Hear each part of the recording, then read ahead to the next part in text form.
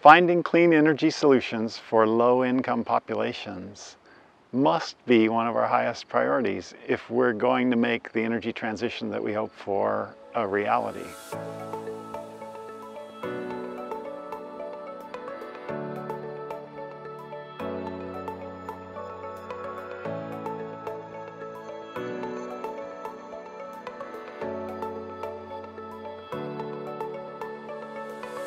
What we're seeing in Forge is tremendous innovation to make that happen. This is a space of creativity, it's a space of innovation, and the types of models that are emerging bring a whole new population into the economic transition that we're seeing. It's not a fringe issue. It's a mainstream issue that's been treated as a fringe issue. What Forge has done is provide a new format, an injection of expertise that's required to bring a concept from the community to reality and pilot. The kinds of problems and the kinds of opportunities we're seeing in clean energy today for low-income communities are situations we have never faced before, and therefore we can't just rely on the last best example, because those best examples and best practices don't all exist yet. If you want to achieve in New York State, in our country, greenhouse gas goals, if you want to achieve energy efficiency goals, it's not a nice to have to engage LMI customers, it's a need to have, it's an imperative. And I think that's why this initiative is so important.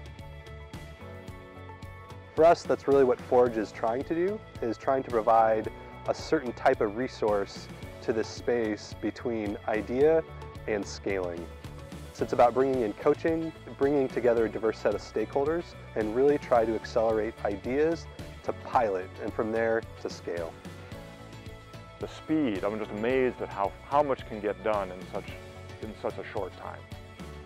The process, the methodology, and the agility of the facilitation allows the teams to get progress at every module. You know, every time there's a team session, they come in and they come out with insights. Having utility people, social advocates, energy people, and financiers in the room, all committed to find a solution and to be creative about it, I think everybody has learned from that. Simply having the facilitated space to organize our thoughts and bring in that new information, and now we're coming out of this with a work plan and roles and responsibilities, and I think we'll be able to put it where it can go to good use. Work in New York State can absolutely and should serve as a model nationally. I think we need examples from states that have incubated really good ideas in this space, and New York is a leader in that. There's a real economic opportunity here to address this market. There's potentially a moral imperative here to do that if we're going to ensure that there's real equity in the future that we're trying to create here. We're seeing here a path forward, or actually many paths forward to doing that, because I don't think there is one path forward. For me, the takeaways are both learning this for myself, but also how am I going to translate that to the people who are going to continue making these decisions in my community.